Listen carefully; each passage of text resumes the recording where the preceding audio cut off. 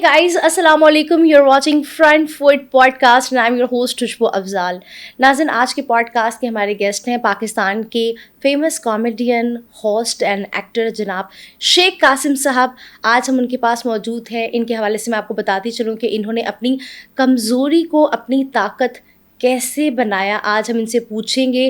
क्योंकि बचपन से ही इनको स्टैमरिंग यानी कि हकलाने की प्रॉब्लम थी और अब ये इसी वजह से इतने फेमस हैं कि बहुत से लोग जो हैं इनका इंटरव्यूज़ करने भी आते हैं, इनसे पूछते हैं, जैसे कि मैं इनके पास आई हूँ. तो चलिए अपने पॉडकास्ट का आगाज़ करते हैं. अस्सलाम वालेकुम सर. वालेकुम सलाम. कैसे हैं आप? मैं ठीक ठाक. मैंने कहा ये खुशबू कहाँ से आ रही है? बस देख लें, खुशबू आ गई. यस. आ गई और छा गई. हाँ. फर्स्ट ऑफ ऑल बहुत शुक्रिया, आपने इतने बिजी स्केड्यूल में से मुझे वक्त दिया है.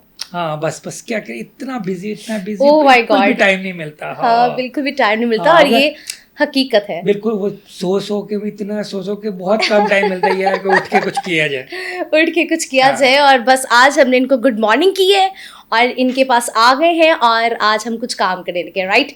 First of all Sheikh Qasim sahab, मुझे ये बताएं क्या कर रहे हैं आजकल? मैं आजकल ये भी बैठा हुआ हूँ.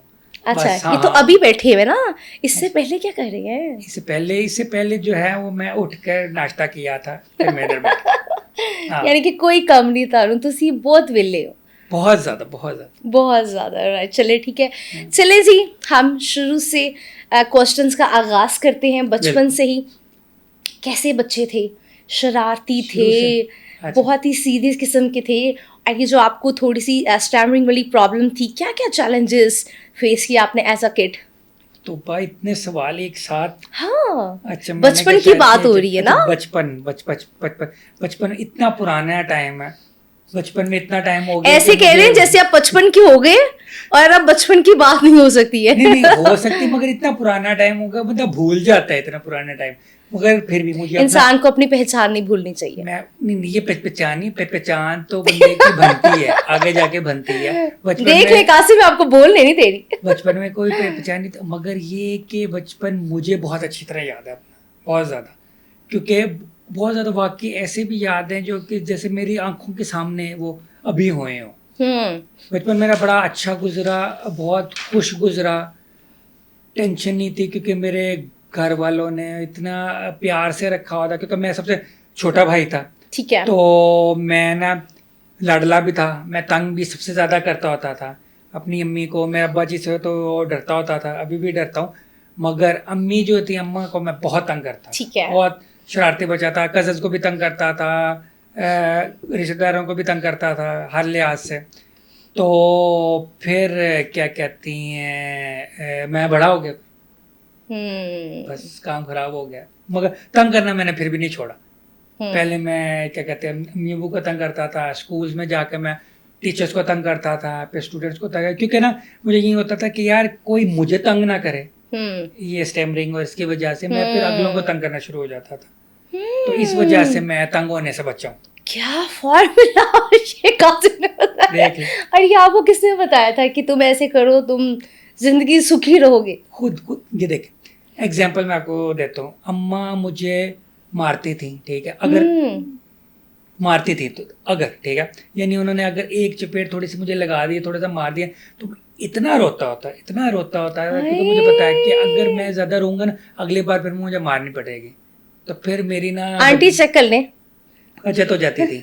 हाँ, इसलिए ना कोई अगर आपको तंग करने तो आप ना उसे उतना तंग करो. आप छोटे बच्चों को बिगाड़ रहे हैं ताकि वो आपको तंग ना करे. नहीं, छोटे बच्चों वो भी को कहेंगे क्या अब हम भी इतना रोएंगे, मामा मारेंगे नहीं नेक्स्ट टाइम. आजकल बच्चों को बिगाड़ने की जरूरत ही नहीं है. बिगड़े हुए. हाँ, लेकिन आपने उनको फॉर्मूला दे दिया ना एक. आजकल के बच्चों को आप मार नहीं सकते, बिल्कुल भी नहीं.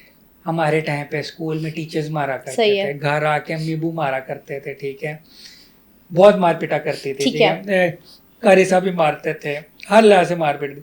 मगर अब ना घर वाले आप पे हाथ उठा सकते हैं, अम्मा बाप, और स्कूल वाले तो सवाल ही पैदा नहीं होता. अब तो बच्चों को आप डांट भी नहीं सकते. ये हाल हो गया बच्चों में. डांट भी नहीं सकते. ठीक है, आपने अपने करियर की सिलेक्शन की, आप एज अ कॉमेडियन इस फील्ड में आए. फर्स्ट ऑफ ऑल मुझे ये बताएं, बचपन से सोचा हुआ था, हादसाती तौर पे आई, क्या प्लानिंग क्या थी? नहीं, प्लानिंग उस तरह से नहीं थी. वैसे शौक तो था ये टीवी पे वगैरह, मगर ये कि मैंने स्टडी ही ऐसे की मीडिया की, ठीक है। पहले मैंने गवर्नमेंट कॉलेज से BCS किया, कंप्यूटर का शौक था, ठीक है। फिर मैंने NCS से मास्टर्स इन मल्टीमीडिया किया कि यार के ना वीडियो का और इस तरह का ना चीज़ों का यार मैं डायरेक्शन करूँ, कोई चीज़ बनाऊँ, कोई चीज़ क्रिएट करूँ, क्योंकि मुझे एनिमेशन और इस चीज़ का भी शौक था। तो फिर उस लिहाज से बड़े सुघर थे ये। कॉलेज में नहीं शुगर वाली बात तब भी नहीं है, हाँ। तो वो दोस्त मेरा, ठीक है, खुरम, उसने मुझे थीसिस के अपने प्रोजेक्ट में वीडियो में लिया, तो मुझे वहाँ से एक्टिंग का शौक हो यार, मैं कर सकता हूँ एक्टिंग। मुझे लगा कि यार I can be A actor और ये इस तरह से। तो फिर जब मैं जॉब वगैरह मैंने TV चैनल्स में की, तो फिर जब मैं ATV आया तो उधर एक मुझे चांस मिला कि यार तुम जो उन्होंने वहाँ पे जो शाह बिलाल साहब और अलीबाज साहब थे मेरे हेड्स, तो उन्होंने कहा यार जिस तरह हमें तंग करते हो तुम सवाल करके इस तरह उल्टे सीधे और बोंगियाँ मार के, शो क्यों ना बनाएं, कोई प्रोग्राम तुम होस्टिंग क्यों ना करो। मैंने कहा मैंने कभी की नहीं है, मैंने कहा मैं ट्राई करके देखता हूँ। तो फिर की ट्राई, तो फिर कामयाब हुई, चल गई, लोगों ने पसंद किया, क्योंकि वो थोड़ा यूनिक चीज़ थी। लोग अभी भी समझते हैं आज तक भी शायद मैं स्टैमरिंग में एक्टिंग कर रहा होता हूँ, और जब रियल में देखते हैं तो फिर उन्हें लगता है कि यार नहीं, ये रियल में ऐसा है। अच्छा कासिम, ये जो आपकी स्टार्टिंग से प्रॉब्लम थी और आपने अपना फार्मूला शेयर किया कि दूसरों को इतना तंग करो कि वो आपको तंग मत करे, और साथ ही आपने इस चीज़ को अपनी कमज़ोरी को अपनी ताकत बना लिया। तो इस तरह बहुत से बच्चे या बहुत से यंगस्टर्स टफ कंडीशन से गुजर रहे हैं, लेकिन उनके पास ये फॉर्मूला नहीं आता या उनके पास ये माइंडसेट नहीं है, और जिसे कहते हैं ना कि वो अपनी जो स्ट्रेंथ होती है ना उसको लेट डाउन करके फिर चुप करके घर बैठ जाते हैं। तो उनको कोई आप ज़रा गाइड करो कि किस तरह से वो अपनी वीकनेस को अपनी स्ट्रेंथ बनाए।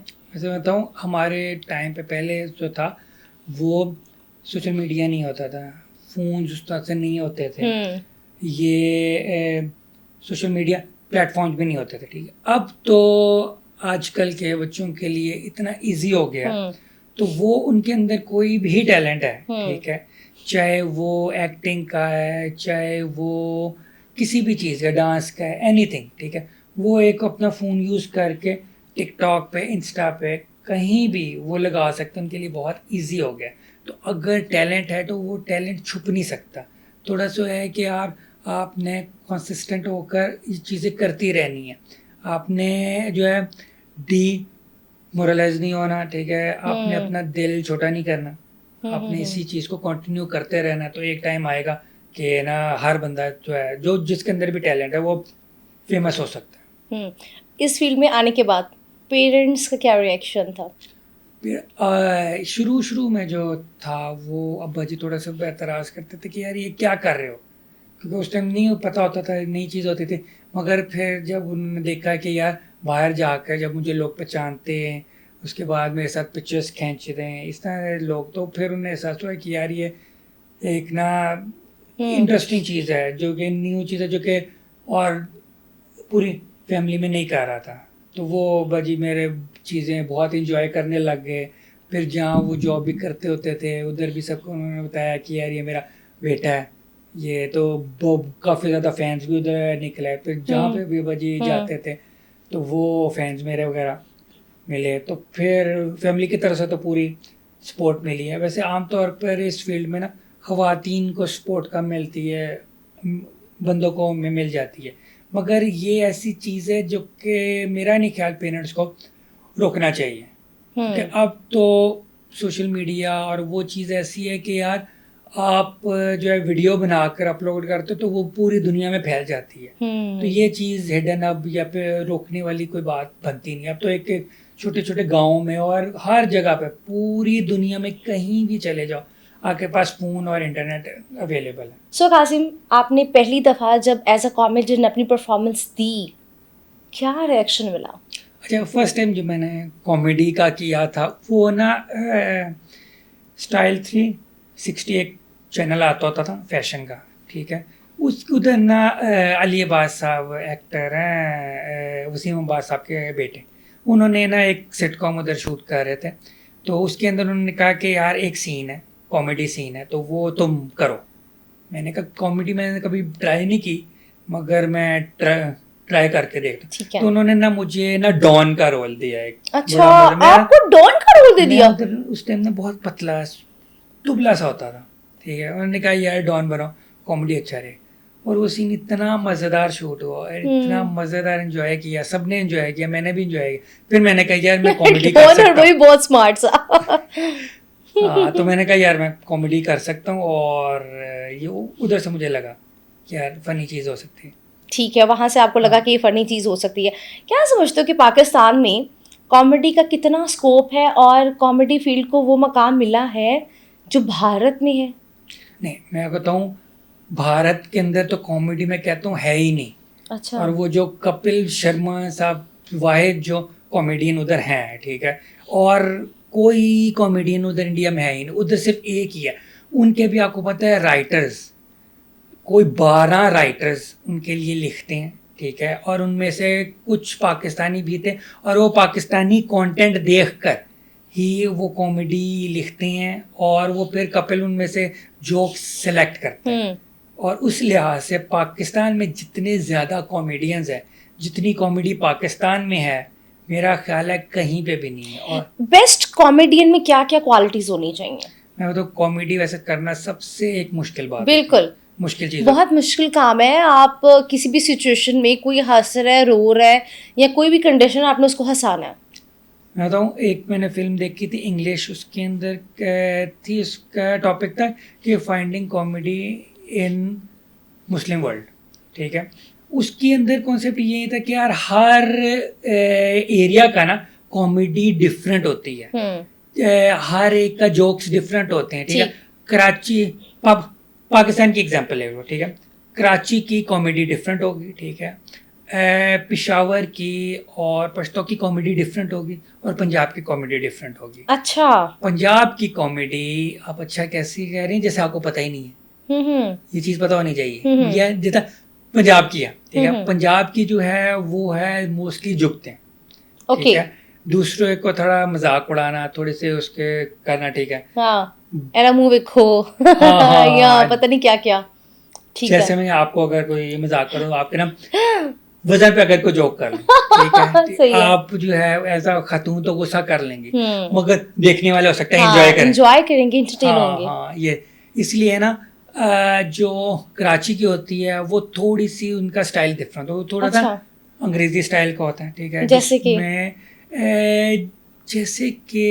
थोड़ी सा वल्गैरिटी तो वैसे हर कॉमेडी में होती है, मगर जैसे कहते हैं ताबिश की जो मोस्टली कॉमेडी वगैरह होती है वो थोड़ी कराची टाइप की होती है, मगर वो भी लोग एंजॉय करते हैं, मज़ेदार होती है। तो वो मैं जो करता हूँ वो बेशक जुगते खाता हूँ, मगर मैं जुगते करता नहीं हूँ। मेरी थोड़ी कराची टाइप की ही है, ठीक है। कॉमेडी जो होती है वो पूरे पाकिस्तान में चल जाती है। जो पंजाब की और वो जुगती होती हैं वो सिर्फ पंजाब में चलती है, ना कराची वालों को उस पर हंसी आती है, ना पश्तो वालों को आती है, क्योंकि वो मोस्टली पंजाबी में होती है। जिसको पंजाबी आती है उनको आती है। इंडिया में इंडियन पंजाबी कॉमेडी, जो इंडियन पंजाबी फिल्में होती हैं वो डिफरेंट होती हैं, वो यहाँ पे अच्छी लगती हैं, वो उस पर हमें हंसी आती है। ठीक है। इंडियन दूसरी कॉमेडी फिल्में होती हैं ना, जैसे अक्षय कुमार की फिल्में वगैरह, उसमें हमें हंसी नहीं आती, बिल्कुल भी फनी नहीं होती। मेरा ख्याल है इंडियन जो पंजाबी वाले हैं उन्हें कॉमेडी लिखनी आती है, जो दूसरे इंडियंस हैं ना उन्हें कॉमेडी आती नहीं है। इंडियन फिल्मों में और शोज में कॉमेडी होती नहीं है, सिर्फ कपिल के शो में होती है। वो मैं आपको वजह बता दी है, राइटर्स की वजह से। वैसे आपकी फेवरेट कॉमेडियंस कौन से हैं? पाकिस्तान के अंदर मेन जो है कॉमेडियन जो मुझे पसंद है, एक तो मुझे कैसर पिया साहब, ठीक है, बहुत मजा आता है हर दफा। सजाद जानी साहब, ठीक है, उनकी कॉमेडी बिल्कुल डिफरेंट, बहुत मज़ेदार होती हैं। और फिर उसके अलावा आगा माजिद साहब, उनका मैं बहुत इंजॉय करता हूँ। फिर उसके बाद इफ्तिखार ठाकुर साहब, उनको भी इंजॉय करता हूँ। जो कॉमेडियंस फौत हो चुके हैं उनमें से मुझे अमानुल्लाह साहब बहुत पसंद है, ठीक है। और इनके अलावा उमर शरीफ साहब थे। उमर शरीफ साहब के शो से मैं बड़ा इंस्पायर होकर, और मेरा ख्याल कॉमेडी होस्टिंग उन्होंने ही की थी, उन्होंने और मोइन अख्तर साहब ने। ठीक है, ठीक है। इतना अरसा आपने टीवी में काम किया, फिर उसके बाद सोशल मीडिया चैनल्स पे भी काम करते रहे, फिर आपने अपना सोशल मीडिया प्लेटफॉर्म बनाया। तो मैं ये जानना चाहती हूँ कि वो प्लेटफॉर्म जो आपने बनाया उसके पीछे क्या गोल था, और ऐसी क्या ज़रूरत आन पड़ी कि आपने कहा अब तो बस अपना काम करना है? अच्छा, सोशल मीडिया प्लेटफॉर्म नहीं बनाया जाता, सोशल मीडिया प्लेटफॉर्म है यूट्यूब, फेसबुक Exactly. और इंस्टाग्राम। सोशल मीडिया अकाउंट बनाया जा सकता है, Right. उसका पेज बनाया जा सकता है, और पेज जो है वो तो वैसे मैंने बड़े से पहले बनाया था, मगर उस पर कंसिस्टेंसी के साथ वीडियो डालना ये इम्पोर्टेंट है। जो मैं पहले लैग कर रहा था, जो कि मैंने अब करना शुरू किया है, तकरीबन 1-2 महीने हो गए हैं, मैंने अपने यूट्यूब चैनल और फेसबुक यानी सब पेजेस पे ना वीडियोस वगैरह डालना शुरू किए हैं, क्योंकि अब मैं तो ये ज़्यादा प्लेटफॉर्म ही हुआ ना, अपने मतलब पास। अपने जितने यंगस्टर जो नहीं आप हम लोगों की तरह टीवी चैनल्स पे जा सकते, वो अपने ही घर बैठे प्लेटफॉर्म के जरिए अपना टैलेंट दिखा देती हैं। प्लेटफॉर्म यूट्यूब है, हाँ, यूट्यूब के ऊपर जो पेज बनाया वो पेज आपका है। ठीक हो गया। ठीक है, तो अच्छा, क्या वजह क्या आपको फील हुई कि बस अब मुझे अपना करना है? ये कि मैंने कुछ चैनल्स, ठीक है, यूट्यूब कुछ चैनल मैंने ज़ीरो से शुरू किए है, ठीक है, ओके। और फिर जब सब्सक्राइबर ज़्यादा हो जाते हैं, ज़्यादा बढ़ जाते हैं, ठीक है, ठीक तो है। वो यूट्यूब चैनल आपको निकाल देते हैं, ठीक है, ओहो, क्योंकि आप उनके लिए बर्डन बन जाते हैं। ओहो। तो वो न्यू ऐसे ही लोग ले आते हैं जो कि कम पैसों में होते हैं। ठीक है। तो वो दूसरे लोगों का आप काम कब तक करते रहोगे? तो या तो आप ऐसे चैनल में काम करें जिनके सब्सक्राइबर मिलियंस में हैं, ठीक है, ताकि आपको फ़ायदा हो। आप शुरू से आप एफर्ट करके सब्सक्राइबर जब लेकर आते हो, सारा कुछ करते हो, तो आपको निकाल देते, फ़ायदा कोई नहीं। इसलिए बेहतर यही है कि अपने चैनल पे ही फोकस किया जाए, क्योंकि वो आपका है, वो आपका ज़्यादा देर चलेगा। सबसे ज़्यादा जो आपने चैलेंज फील किया वो क्या था? कि मैंने यूट्यूब चैनल तो बना लिया, अपना काम भी कर रहा हूँ, कौन कौन से चैलेंजेस देखे आपने? चैलेंजेस मेन यही है कि यार शुरू में जो है वो आप एम्प्लॉयज़ नहीं रख सकते, लोग नहीं रख सकते, आपके उतनी अर्निंग नहीं होती, तो फिर आपको सारा काम खुद करना पड़ता है, ठीक है। जो लोग, जिन लोगों को ये चीज़ें आती हैं, शूट करना, एडिटिंग करना, अपलोडिंग करना, ये सारा कुछ करना आता है, जितना मुझे आता है, उनके लिए सोलो काम बहुत करना मुश्किल है, बहुत नहीं मुश्किल नहीं है। ईजी है। अच्छा, उनके लिए आसान है ना, आसान है, लेकिन मगर जिनको नहीं आता उनके लिए तो बहुत फिर- बड़ी चीज yes, है ये। फिर उन्हें वो लोग हायर करने पड़ते हैं, उनका खर्चा होता है, फिर वो जब खर्चा उनका पूरा नहीं हो रहा होता तो फिर उन्हें काम डिसहार्ट हो खत्म जाते करना हैं। पड़ता है, ठीक है, उनके लिए मुश्किल डिमोटिवेट होता हो है। जाते हाँ, हैं। मगर अगर खुद चीजें करनी आती हो, बेशक आप कंटेंट उस तरह नहीं रोज वाला नहीं कर सकते, ठीक है। मगर फिर भी आप इतना लगा सकते हो कि यार आपको अर्निंग जो है वो आप अपने ऊपर लगाओ। अच्छा, वायरल वीडियो कौन सी थी पहली, और क्या फील हुआ उस टाइम? हाँ, पहली मेरी जो वायरल वीडियो जो इंटरव्यू हुआ था वो हुआ था उनका क्या नाम है उनका, जफरी खान साहब। अच्छा। यस, जफरी खान साहब की जो वीडियो थी ना इंटरव्यू, वो इतना ज़्यादा वायरल हो, वो मेरा फर्स्ट टाइम ना 1 मिलियन तक पहुंचा था। हाँ, ओके। तो वो उसकी वजह से मुझे बड़े लोग उन्होंने पहचाना शुरू किया। मैं जहाँ भी बाहर जाता था ना, उसके बाद तो वो लोग पहचान, आप वही है ना जो जफरी खान के साथ आए थे। हाँ, तो वो जफरी खान साहब के उस एपिसोड की वजह से ना मुझे फेम मिला था। आप साथ साथ पॉडकास्ट भी कर रहे हैं, तो अपने पॉडकास्ट में कैसे गेस्ट को बुलाना पसंद करते हैं, क्या पॉलिसी आपके चैनल की? अच्छा, पॉडकास्ट के अंदर अभी तो वैसे मैंने एक आध पॉडकास्ट ही डाला अपने पे, वैसे तो मैं इंटरव्यूज किए हुए, मगर मैंने वही ना, पॉडकास्ट इंटरव्यूज कैसे स्टाइल वाला गेस्ट को लाना पसंद कर रहे पॉडकास्ट हैं? को थोड़ा स्टाइल डिफरेंट होता है। इंटरव्यूज तो मैंने तकरीबन 250 से ज्यादा ना 250 सेलिब्रिटीज की किए हैं, वो टीवी पे। उसके बाद यूट्यूब पे 100 हो, यानी समझे मैंने तकरीबन 300 प्लस लोगों के इंटरव्यूज किए हुए ठीक हैं, है। मगर पॉडकास्ट स्टाइल में। पॉडकास्ट जो है वो अपने चैनल में मैंने अब शुरू की है, तो वो मेरी तो यही कोशिश है कि यार कि फनी लोग हों ज़्यादातर और थोड़े फेमस भी हों, मगर ये कि मिक्स एंड मैच, कि यार एक एपिसोड थोड़ा उस तरह से होगा, फेमस लोग होंगे, एक थोड़ा कम फेमस लोग, मगर हों कि यार एंटरटेनिंग हो, कोई बोर बंदा ना हो और बोर इंटरव्यू ना हो, मेरी तो यही ट्राई है। अच्छा, आप मुझे ये बताएं कि जो करंटली हम लोगों के सियासी या समाजी हालात चल रहे हैं, उस पे कॉमेडी करना कितना आसान और कितना ख़तरनाक? आजकल जो है ये मौजूदा हुकूमत में तो निहायत ही ख़तरनाक है, ठीक है। डाला आ जाएगा। मैंने भी ट्राई की थी वीडियोस, अच्छा। मगर मुझे इसलिए कुछ नहीं हुआ क्योंकि वो वीडियोस वायरल नहीं हुई। अगर वो वीडियोस वायरल हो जाती, ठीक है, तो मेरी खैर नहीं थी। तो मैं वैसे ट्राई करता रहूंगा, ठीक है, कि शायद कोई वीडियो वायरल हो जाए। वो देखे ना एक वो चाचा जिनका वो एक क्लिप वायरल हो गया, पानी में डूबे हुए थे, यस, सबकी माँ आ गई है। हाँ, तो क्या उनके साथ हुआ? उन्होंने कहा था क्यूटी माँ आ गई है, तो उनका एक्सेंट सबकी ऐसा था ब्यूटीफुल माँ आ गई है। कि वो क्यूटी को लोग ना कुछ और समझ गए। इन लोगों की जहनियत की बात है। सही अगर है। लोग अच्छा, उन्होंने उनसे जब पूछा गया ना कि आपने क्यों उनके बारे में ऐसे कहा, मैंने तो नाम ही नहीं लिया। हाँ, कितना अच्छा उन्होंने एग्जैक्टली, कवर कर लिया हाँ, ना, मजा आया वैसे नहीं, उनकी वीडियो देख के। नाम अच्छा, कुछ बात कर लेते हैं मीरा जी की। आपने मीरा जी का इंटरव्यू किया और ऐसा क्या हुआ था कि जिसकी वजह से वो आपको धमकियां देने पे आ गई? वो ना गुस्सा गुस्सा तो अपनी जगह, वो ना रोने लग गई थी उन्होंने। अच्छा। हाँ, उन्होंने ना कभी खुशी कभी गम? मेकअप रूम में जाकर ना रोना शुरू कर दिया था कि ये मेरे साथ क्या, मैं भी परेशान, मैंने क्या कर दी। फिर मैंने अपनी वीडियोस देखी, यार मैंने क्या किया, मैंने क्या, वो इंग्लिश में इंटरव्यू शुरू कर दिया था, तो वो इंग्लिश में परेशान हो गई, रोना माइंड शुरू हो कर गई। गई। अच्छा। हाँ, तो वो उन्होंने मुझे कहा कि यार ये अपलोड किया तो मैं तुम्हें छोड़ूंगी नहीं, और ये और वो, हाँ तुम्हें उठवा दूंगी। और कितने मैं कितने ड्यूरेशन परेशान का हो गया। इंटरव्यू था जिसमें वैसे फुल इंग्लिश बोली आपने? वैसे तो मैंने घंटे का करना था, मगर ओह। वो आधे घंटे बाद ही फुल इंग्लिश था? नाराज होके चले गए। नहीं नहीं, फुल इंग्लिश नहीं, मिक्स एंड मैच था, ठीक अच्छा। है। हाँ, मगर मैंने फिर बाकी इंटरव्यू जो था ना, वो मीरा खुद भन कर मैंने किया, नहीं मैं आगे बैठ के क्या, जो मैंने सवाल रह गए वो मैं खुद ही अपने आप से कर लेता हूँ। अच्छा, आप वैसे बहुत पंक्चुअल हैं। मैंने आपके जब इंटरव्यूज और पॉडकास्ट देखे तो आप कहते हैं कि जब कोई गेस्ट आपके इंटरव्यूज पे ना आ रहा हो तो आप उनको लेने पहुंच जाते हैं, और यही वाकया आपने पाकिस्तानी सिंगर शाजिया मंजूर साहिबा के साथ भी किया। तो मैं चाहती हूँ कि थोड़ा सा एक्सपीरियंस हमारे साथ शेयर करें।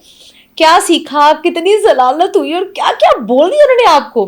वैसे सुनना पड़ता है जब आपने एक चीज़ कोऑर्डिनेट की हो और वो गेस्ट फोन ना उठा रहा हो या थोड़ा सा मसला हो रहा, तो आपकी रिस्पॉन्सिबिलिटी उस पर सवाल उठता है फिर। उस वजह से शाजिया जो है वो मेरे साथ इतनी नाराज हो गई, ओह। उस टाइम से अभी तक कोई कांटेक्ट नहीं हुआ हमारा। ओह, वेरी बैड। तो वो वैसे मेरी भी गलती कि मैं क्यों आप पहुंच ही उनकी गए। तरफ पहुंच गया। उन्होंने वैसे अपने घर का बताया भी नहीं होता, उनका घर कहाँ पे है, तो गए ना गाड़ी ने उन्हें पिक करना था, ठीक है। वो गाड़ी जब उधर पहुंच गई पिक करने, तो वो फोन ही पिक करे, मगर पता था मुझे कहाँ पे है घर, तो फिर मैं पहुंच गया था, तो फिर इसीलिए होता है।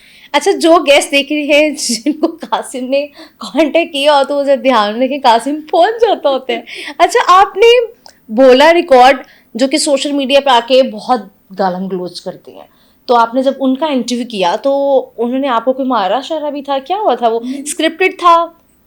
नहीं, वो मारा शारा उसका नहीं था, मगर वो ये कि मारने का वो ट्राई कर, उन्हें थोड़ा गुस्सा Acting कर वगैरह रहे आ थे? गया था। एक्टिंग ऑलमोस्ट यानी वो Almost. उन्हें कहा नहीं था ये करने को, मगर उन्होंने कहा कि यार मैं कुछ ना कुछ ऐसा करना चाहूंगा कि यार के ना लोग एंजॉय करें या फिर वायरल वगैरह हो। मगर वो जितने वो गुस्से में आए, मगर अच्छे आए, इधर देखे ना, उसकी वजह से लोगों ने एंजॉय किया वगैरह, तो ये तो अच्छी बात है। मगर वो थोड़ा गुस्सा वैसे करते हैं, ऐसा कोई मसला नहीं है। मगर जो मेन जो गुस्सा हुआ और जो मुझे प्रॉब्लम फेस करना पड़ी ना, वो समी खान वाले क्या हुआ था? इंसिडेंट। वो ये हुआ था कि ARY के एक शो में ना, ये फाद मुस्तफ़ा के शो में मैं एज यानी उसके अंदर भी एक ना उस शो का हिस्सा था, उसमें गेस्ट वगैरह आता, तो मेरा एक सेगमेंट था जिसमें गेस्ट से मैं ना सवाल जवाब करता। समी के साथ मेरी बड़ी अच्छी हेलो आई थी, हमारी दोस्ती वगैरह थी।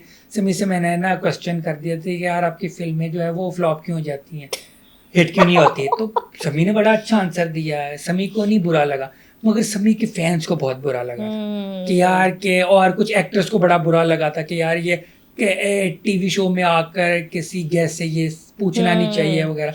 तो मैं वही उनके फैन से बात करना चाह रहा हूँ कि अगर जिन फैंस को गुस्सा चढ़ा था, अगर वही फैंस सिनेमा में जाकर फिल्म देख लेते हैं उनकी, तो वो उनकी फिल्में हिट हो जाती। ठीक है। अच्छा कासिम, आजकल ना व्लॉगिंग का दौर है, हर दूसरा बंदा व्लॉगिंग कर रहा है, जैसे रजब भट्ट हो गया, डकी हो गया, एस्ट्रोलॉजी हो गई। अब बहुत से लोग जहाँ पर उनके कंटेंट को क्रिटिसाइज कर रहे हैं, वहीं पर उन्होंने अपने यूट्यूब चैनल्स बना रखे हैं, और अक्सर औक़ात हम देखते हैं कि इवेंट्स पे उनको मिल भी रही होती हैं, ठीक है, और सेम टू सेम उन जैसी व्लॉगिंग कर रहे होते हैं, लेकिन ज़रा थोड़ा सा ओपन होकर नहीं कर रहे होते। तो इस अमल को, इस रवैये को कैसे देखते हैं आप? ऐसे मैं बताऊँ, जो मर्जी लोग बातें करें कि यार ये नहीं होना चाहिए, ये नहीं होना चाहिए, मैं बताऊँ उनकी भी अर्निंग इस चीज़ में, ठीक है, अगर उनके व्यूज़ ना आए, ठीक है, अगर लोग उनको ना देखें, तो वो क्यों बनाए? क्या बात, क्यों करें? सही तो बात है। अगर वो ये कर रहे हैं, ठीक है, मोस्टली लोग जेलसी में आकर इनके खिलाफ बातें कर रहे होते हैं, ठीक है, जो कि नहीं करना चाहिए। हर बंदे का अपना है। अगर आपको कोई एतराज़ है, आप ना देखो उन्हें, आप क्यों देख रहे हो? ठीक है।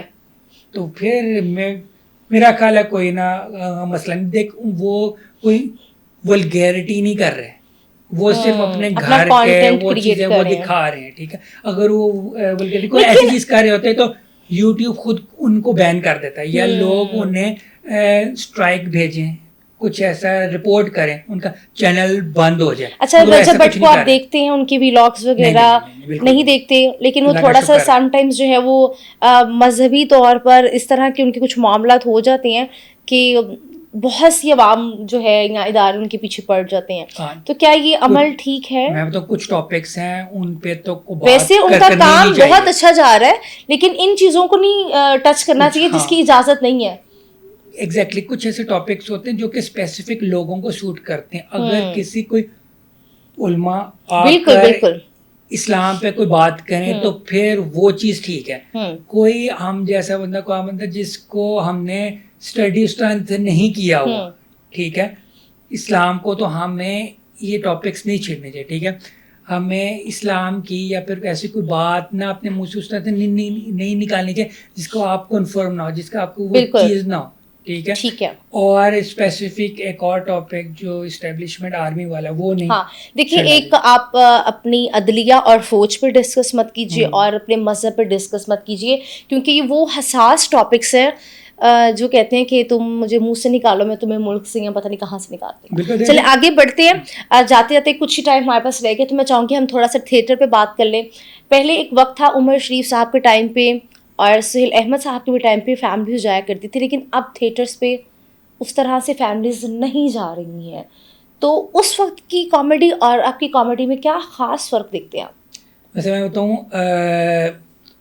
गवर्नमेंट पंजाब गवर्नमेंट पे बेशक बहुत लोग क्रिटिसाइज़ करें, ठीक है, मगर मैं इस चीज़ को अप्रिशिएट करना चाहूँगा पंजाब हुकूमत की कि उन्होंने आजकल जो ये थिएटर पे कंट्रोल कर ली है। उस्मा बुखारी साहिबा ने छापे मारे और जिस तरह से उन्होंने मॉनिटरिंग की है, मैं उस्मा बुखारी साहब को वाकई अप्रिशिएट करना चाहूँगा कि उन्होंने वाकई थिएटर को बेहतर करने के लिए देर आए दुरुस्त आए, लेकिन बहुत अच्छा इक़दाम उठाया गया। और ये फर्स्ट टाइम हुआ, इससे पहले भी थोड़ा बहुत होता था मगर दोबारा से शुरू हो जाता था ये सब कुछ, ठीक है। मगर इस दफा जो क्रैकडाउन उन्होंने किया है उसकी वजह से फैमिली, मगर एक और भी बात है इस चीज़ के अंदर, वो ये है कि इस चीज़ की टारगेट ऑडियंस अब वो दूसरे वो लोग हो गए थे। मेरा नहीं ख्याल अब स्टेज या इस तरह के कॉमेडी प्लेस देखने फैमिलीज अभी भी जाएंगी। आप उनको ठीक भी कर लोगे, चीज़ें ठीक भी कर लोगे, फिर भी उनकी ऑडियंस वो भरनेगी। आपने वो ऑडियंस भी ख़त्म कर दी है जो कि ये वो तो ऑडियंस खत्म हो ही जाती तो बेहतर थी। नहीं, उधर से ये थिएटर के पैसे बन रहे थे, उनको अर्निंग हो रही थी, ठीक है। आपने वो ऑडियंस भी खत्म कर दी है, फैमिली तो खत्म हो ही गई है, ठीक है, आपने वो ऑडियंस भी खत्म, उसकी वजह से आपने थिएटर भी जो है ना वो मेरा ख्याल है ऑलमोस्ट खत्म हो जाएगा, ये मैं बोलता ऑलमोस्ट खत्म हो जाएगा। चले, कपिल शर्मा और पाकिस्तानी नसीम विकी साहब, इन्होंने इकट्ठे काम भी किया। आप दोनों की कॉमेडी को कैसे देखते हैं और वो भारत में काम कर रहे हैं कि पाकिस्तान में काम कर रहे हैं, तो दोनों ममालिक में कितना स्कोप है इस फील्ड को लेके भी? मैं आपको बताऊं, मैं नसीम विक्की को कपिल शर्मा से 1000 गुना बेहतर और अच्छा कॉमेडियन समझता हूँ। वो कैसे? सिर्फ इसलिए नहीं कि वो पाकिस्तानी है, पाकिस्तानी है। मैं आपको बताऊं कपिल शर्मा हम्म। के पास जो सपोर्ट और इंफ्रास्ट्रक्चर और जो रिसोर्सेज मिले हुए हैं ना, ठीक है, अनलिमिटेड पैसा, ठीक है, अनलिमिटेड सब कुछ, इतने राइटर्स, ठीक है, आपके पास 12 राइटर्स आपके लिए लिख रहे हो और आप उसमें से सिर्फ कुछ चीजें सिलेक्ट करनी हो आपने, वो ज्यादा बेहतर है या वो नसीम विकी जो कि अपना कंटेंट खुद लिख रहा है, अपनी कॉमेडी खुद कर रहा है और वो उसके लिए तो राइटर की भी जरूरत नहीं है। तो नसीम विकी कपिल शर्मा से बहुत बेहतर है। मैं इसलिए कह सकता हूँ कि मैं इंडिया एक दफ़ा गया था, मैं इंडिया गया था, मैं कपिल शर्मा के राइटर्स और कपिल शर्मा की टीम से मिला था। कपिल शर्मा से मुलाकात नहीं हुई मगर उसकी टीम से मेरी मुलाकात हुई है। ये सारी इंफॉर्मेशन चीज़ें मुझे उसकी टीम ने बताई हैं, इसलिए मुझे पता है। तभी आप इतने वसूख से कह रहे हैं कि Naseem Vicky is far better than Kapil Sharma. जाते जाते my last question, as a comedian हम समटाइम्स दिली तौर पे बहुत दुखी होते हैं, मूड ऑफ होता है या घर में हालात ऐसे चल रहे होते हैं, लेकिन फिर भी एज अ जॉब हमें लोगों को हंसाना होता है। तो उस टाइम कितना मुश्किल होता है अपने जज्बात को कंट्रोल करना और अपनी ड्यूटी को निभाना? बहुत मुश्किल होता है, क्योंकि मैं बताऊँ कॉमेडियंस जो मैंने मोस्टली देखे हैं ना, उनके हालात बहुत ख़राब हैं, क्योंकि दूसरे एक्टर्स वगैरह को ज़्यादा अच्छे पे मिलता है, कॉमेडियंस को हमेशा साइड कैरेक्टर और साइड पेमेंट्स वगैरह मिली हैं मोस्टली चीज़ों। शोज़ वगैरह में जो बड़े टीवी चैनल का 2-3 जो शोज़ चल रहे हैं उधर तो अच्छे पैसे उन्हें मिल रहे हैं, मगर मोस्टली जो कॉमेडियंस हैं ना, ठीक है, वो बुरे ही हालात हैं, मगर वो उस हालात में भी लोगों को हंसाना उनका मेन काम है, ठीक है, सारी साइडें सारे परेशानियां भुला कर, ठीक है, कॉमेडी करना ये बहुत बड़ा काम। हाँ। चले, thank you so much once again Sheikh Qasim sahab, आपने अपना कीमती वक्त दिया आपका और बहुत आज शुक्रिया। हमने आपके साथ एक खूबसूरत पॉडकास्ट जो है रिकॉर्ड कर लिया है और आपकी ज़िंदगी में जो अप्स एंड डाउन्स रहे, क्या सीखा और किस तरह से आपने यूथ को मोटिवेट किया, मुझे बहुत अच्छा लगा और मैं यकीन करती हूँ कि हमारी ऑडियंस को भी बहुत अच्छा लगा होगा। थैंक यू वेरी मच, बहुत शुक्रिया, लोगों का भी बहुत शुक्रिया।